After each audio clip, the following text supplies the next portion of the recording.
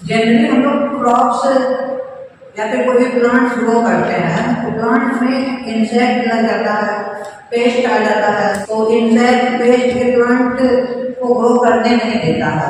तो ऐसे कंडीशन में जनरली हम लोग क्या करते हैं, पेस्टिसाइड्स का यूज करते हैं या फिर इंसेक्टिसाइड्स का यूज करते हैं। तो पेस्टिसाइड्स इंसेक्टिसाइड से इंसेक्ट तो खत्म हो जाता है, लेकिन इंसेक्ट के साथ साथ हमारे जो यूजफुल इंसेक्ट होते हैं वो भी खत्म हो जाता है। इसके अलावा जो हमारा सॉइल होता है उसमें भी हार्मफुल इफेक्ट होता है, क्योंकि ज़्यादा हम लोग यदि केमिकल सब्सटेंस का यूज करेंगे तो सॉइल का फर्टिलिटी डिक्रीज होते जाता है।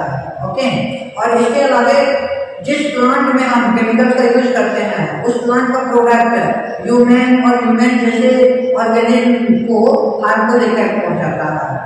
ओके, तो इस तरह से आजकल हम लोग को पता चल रहा है कि केमिकल्स के यूज की वजह से ही बहुत सारे डिजीज उत्पन्न हो रहे हैं। तो केमिकल्स के यूज को रिड्यूस करने के लिए हमें कोई अल्टरनेट उपाय चाहिए। तो क्या उपाय है? तो उपाय है bio control agent. Bio control agent देखो, बायो कंट्रोल एजेंट क्या होता है? तो देखिए, एक्चुअली ऑर्गेनिक फार्मिंग में क्या होता है, फार्मर्स एक ऐसे इकोसिस्टम डेवलप करता है जहां पे जिस फील्ड में हम लोग क्रॉप्स को ग्रो करेंगे, प्लांट्स को ग्रो करेंगे, उस फील्ड में प्रीडेटर्स और पेस्ट दोनों मौजूद हो। प्रीडेटर और पेस्ट मीन्स जैसे मान लीजिए इस फील्ड में हम लोग प्लांट्स ग्रो कर रहे हैं, ये हमारा फील्ड है, यहाँ पे प्लांट ग्रो हो रहा है, प्लांट्स को ग्रो करना है इस फील्ड में। तो इस फील्ड में इंसेक्ट या फिर पेस्ट ग्रो कर रहा है जो कि इस प्लांट में डिजीज कॉज करेगा। ओके, और इस पेस्ट को मारने के लिए हम कोई केमिकल्स का यूज ना करें तो फिर क्या करें, इसी फील्ड में कोई ऐसे प्रीडेटर भी हो। प्रीडेटर क्या होता है? जो इस ऑर्गेनिज्म को मारेगा उसको कहेंगे प्रीडेटर। जो पेस्ट को मारेगा that is called predator. Okay, तो पेस्ट को मारने वाला ऑर्गेनिज्म भी इसी फील्ड में ग्रो करेगा। तो हमें दो तीन बातों को माइंड में रखना पड़ेगा। क्या दो तीन बातें? पहली बात है कि ऐसा फील्ड हो जहाँ पे पेस्ट और प्रीडेटर दोनों ग्रो करें। दूसरी बात है कि इन दोनों का लाइफ साइकिल हमको जानना पड़ेगा कि इन दोनों का लाइफ साइकिल क्या है, इन दोनों के फीडिंग पैटर्न क्या है, क्या क्या खाते हैं। ओके, तो इनके बारे में कुछ नॉलेज ऑब्टेन करना पड़ेगा, तो ये हम ऑर्गेनिक फार्मिंग कर पाएंगे। ओके, तो यहाँ पे देखिए बायो कंट्रोल में हम क्या कर रहे हैं, बायोलॉजिकल मेथड्स का यूज कर रहे हैं। We use biological methods to control the plant disease and pest. Okay, plant disease और पेस्ट को कंट्रोल करने के लिए बायोलॉजिकल मेथड्स का यूज करना बायो कंट्रोल कहलाता है। बायो मीन्स क्या हो गया? बायो है ना, कंट्रोल मीन्स कंट्रोल। ओके, तो कंट्रोलिंग ऑफ डिजीज, किसका डिजीज? तो प्लांट का disease by using biological method. Okay, that is called bio control. चलिए अब थोड़ा एग्जाम्पल देखते हैं कि कौन है जिसका हम लोग बायो कंट्रोल एजेंट के रूप में यूज कर सकते हैं। प्लांट्स में एक इंसेक्ट ग्रो करता है जैसे कि एफिड्स। ओके, तो प्लांट में एफिड्स ग्रो करेगा तो प्लांट को क्या करेगा? नष्ट कर देगा, डिस्ट्रॉय कर देगा। तो एफिड्स को कंट्रोल करने वाला होता है lady bird. Lady bird beetles होते हैं। ओके, ऐसे बीटल्स होते हैं जिसके बॉडी में रेड और ब्लैक मार्किंग होता है। Beetles with red and black marking that is lady bird. और लेडी बर्ड एफिड्स को कंट्रोल करता है। ओके, तो मान लीजिए जिस फील्ड में एफिड्स और लेडी बर्ड ग्रो कर रहा है तो वहां पे हम लोग वैसा प्लांट को ग्रो करेंगे। यदि वैसा प्लांट को ग्रो करेंगे तो बताइए हम लोग को केमिकल्स का यूज करना पड़ेगा? नहीं करना पड़ेगा। हाँ, यहाँ पे देखिए हम लोग टोटल इरिडिकेशन नहीं कर सकते हैं, मतलब जो हमारा पेस्ट है वो टोटली खत्म नहीं होगा, टोटली इरिडिकेट नहीं होगा, लेकिन टोटली नहीं भी हो लेकिन मैनेजेबल अमाउंट में हो सकता है, मैनेज करने के लायक एक इरिडिकेट हो जाएगा। ओके, लेकिन हमारी सॉइल तो सही रहेगा, सॉइल तो खराब नहीं होगा, ठीक ना।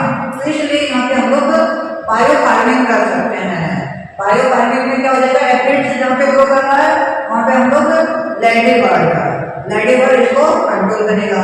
फिर मॉस्किटो को कंट्रोल करता है dragon fly control mosquito.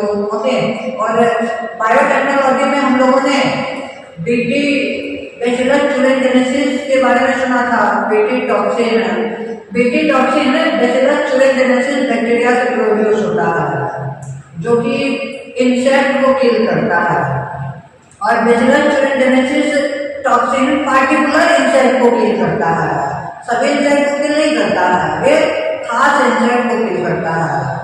Actually यहाँ पे हम लोग क्या करते हैं, बैसिलस thuringiensis का स्पोर्स मिलता है, ड्राई स्पोर्स का। तो बैसिलस thuringiensis का ड्राई स्पोर्स खरीद के लिए आए मार्केट से, मान लीजिए ड्राई स्पोर्स है मार्केट से खरीद के लिए आए, इसको वाटर के साथ मिला देते हैं, वाटर के साथ। ओके, वाटर के साथ मिलाने के बाद इसको स्प्रे कर देते हैं प्लांट में, जैसे ब्रासिका प्लांट होता है, फ्रूट्स होता है, उन सभी में इसको स्प्रे कर दिए। अब मान लीजिए यहाँ पे स्प्रे कर दिया, स्प्रे हुआ, अब कोई भी बटरफ्लाई कैटरपिलर आएगा तो उसको खाएगा, लिफ्ट में बैठेगा, प्लांट के लिफ्ट में बैठने के बाद ये बीटी टॉक्सिन को भी खा लेगा।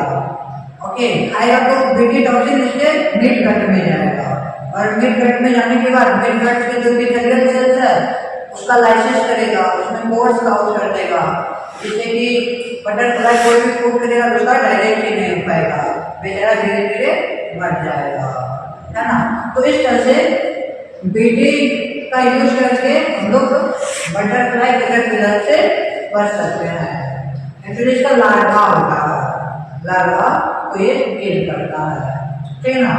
इसी तरह एक प्लांट ट्राइकोडर्मा, एक फंगस होते हैं ट्राइकोडर्मा फंगस, ठीक है, ये भी प्लांट डिजीज को कंट्रोल करने में हेल्प करता है।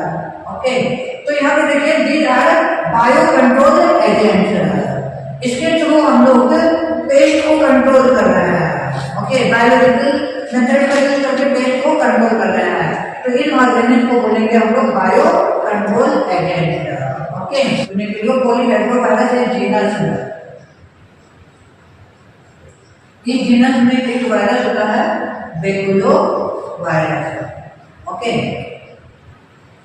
तो बेकुलो वायरस क्या करता है, एक पार्टिकुलर इंसेक्ट को किल करता है।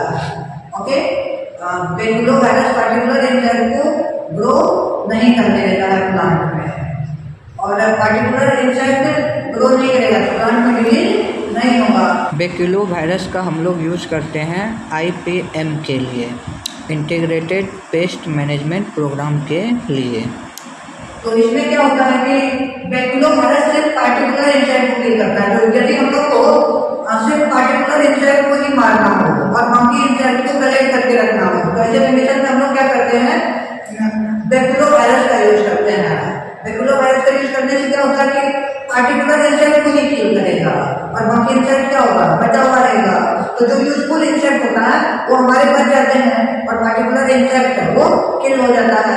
तो इसलिए इसको इंटीग्रेटेड मैनेजमेंट प्रोग्राम में बेकुलो वायरस का इम्पोर्टेंट रोल होता है। ओके, तो these are the microorganism by which control the pest, जिसके द्वारा हम लोग पेस्ट को कंट्रोल कर सकते हैं, और इसको बोला जाता है bio farming. Okay, biological control method. Bio fertilizers क्या होता है, हम लोग बायोलॉजिकल एजेंट का यूज करते हैं सॉइल के या फिर सॉइल के न्यूट्रिएंट को बढ़ाने के लिए, to increase the nutritional value of soil. Okay, तो using of biological methods to increase the nutritional value of soil, that is bio fertiliser, जिसको हम लोग बायो फर्टिलाइजर बोलेंगे। जैसे आप लोग को पता है राइजोबियम बैक्टीरिया को हम लोग यूज करते हैं। राइजोबियम बैक्टीरिया नाइट्रोजन फिक्सेशन में यूज होता है। नाइट्रोजन फिक्सेशन क्या होता है, हमारे एटमॉस्फेयर में बहुत ज्यादा अमाउंट में नाइट्रोजन है, सबसे ज्यादा अमाउंट में नाइट्रोजन ही है। और नाइट्रोजन कितना परसेंट है, 78% हमारे एटमॉस्फेयर में नाइट्रोजन है। लेकिन कोई भी ऑर्गेनिज्म डायरेक्ट नाइट्रोजन को एब्जॉर्ब नहीं कर पाता है, चाहे प्लांट हो या फिर एनिमल्स हो, कोई भी ह्यूमन भी नाइट्रोजन को डायरेक्ट एब्जॉर्ब नहीं कर पाता है। लेकिन हमारे बॉडी में नाइट्रोजन जरूरी है।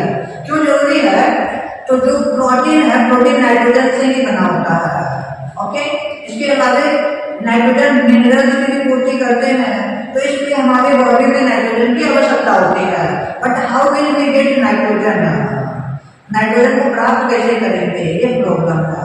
तो हमारे एटमॉस्फेयर में नाइट्रोजन को नाइट्रेट्स में कन्वर्ट करने के लिए बैक्टीरिया होता है rhizobium. Rhizobium, okay, rhizobium bacteria होता है जो लेगुमिनस प्लांट के रूट्स में ग्रो करता है। लेगुमिनस प्लांट क्या हुआ, पल्सेस वाला प्लांट, जैसे पी हो गया, ग्राम हो गया, इन सभी प्लांट्स को बोलते हैं लेगुमिनस प्लांट। लेगुमिनस प्लांट के रूट नोड्यूल्स में राइजोबियम बैक्टीरिया ग्रो करता है। और राइजोबियम बैक्टीरिया क्या करता है, एटमॉस्फेरिक नाइट्रोजन को नाइट्रेट में चेंज करता है। नाइट्रेट, प्लांट एटमॉस्फेरिक नाइट्रोजन को नहीं ले सकता, लेकिन नाइट्रेट सॉइल में जाता है तो ये इसको एब्जॉर्ब कर सकता है। ओके, तो nitrate can be absorb by leguminous plant, और लेगुमिनस प्लांट के थ्रू नाइट्रेट एब्जॉर्ब हो गया और लेगुमिनस प्लांट में जाएगा, नाइट्रोजन के रूप में उसका यूज होगा। फिर इस प्लांट को जो भी खाएगा, प्लांट या प्लांट प्रोडक्ट को, देखिए हम लोग को पता है पल्सेस में प्रोटीन ज्यादा होता है, जानते हैं क्यों प्रोटीन ज्यादा होता है, क्योंकि देखिए ना यहाँ पे नाइट्रोजन लेगुमिनस प्लांट में कौन ग्रो कर रहा है, राइजोबियम बैक्टीरिया ग्रो कर रहा है, और वो नाइट्रोजन को कन्वर्ट कर रहा है नाइट्रेट में, और नाइट्रेट प्रोटीन बनाने में हेल्प करता है, नाइट्रोजन प्रोडक्ट प्रोटीन बनाने में हेल्प करता है, तो इसलिए लेगुमिनस प्लांट में प्रोटीन ज्यादा पाया जाता है। ओके, तो इसके प्रोडक्ट या लेगुमिनस प्लांट को जो खाएगा उसमें प्रोटीन चले जाएगा, तो इस तरह से नाइट्रोजन का ट्रांसफर हुआ। ओके, और इसको बोलते हैं नाइट्रोजन साइकिल। और इस प्रोसेस को, नाइट्रोजन के कन्वर्जन होने को नाइट्रोजन फिक्सेशन बोला जाता है। ओके, और राइजोबियम बैक्टीरिया को नाइट्रोजन फिक्सेशन बोला जाता है, नाइट्रोजन फिक्सेशन। ओके, तो देखिए बायो फर्टिलाइजर के रूप में हुआ, न्यूट्रिशनल वैल्यू को बढ़ा रहा है। सॉइल में यदि नाइट्रोजन नहीं है तो नाइट्रोजन को बढ़ा रहा है। ओके, इसके अलावा राइजोबियम बैक्टीरिया के अलावा दो बैक्टीरिया और होते हैं, एजोबैक्टर, एजोबैक्टर। ओके, एजोबैक्टर भी सॉइल के न्यूट्रिशनल वैल्यू को बढ़ाने का काम करता है। ठीक ना, इसके अलावा साइनोबैक्टीरिया होता है। साइनोबैक्टीरिया में जैसे एनाबिना हो गया, नॉस्टॉक हो गया, एनाबिना, नॉस्टॉक, ऑसिलेटोरिया। ओके, ये सभी आपको सिम्बायोटिक रिलेशनशिप को शो करता है। ओके, तो सिम्बायोटिक रिलेशनशिप, राइजोबियम बैक्टीरिया में सिम्बायोटिक रिलेशनशिप ही शो कर रहा है। ठीक है, तो ये सभी भी न्यूट्रिशनल वैल्यू को इंक्रीज करने का काम करता है। तो इन सभी को हम लोग बोल सकते हैं बायो फर्टिलाइजर्स का काम कर रहा है। Okay, thank you so much.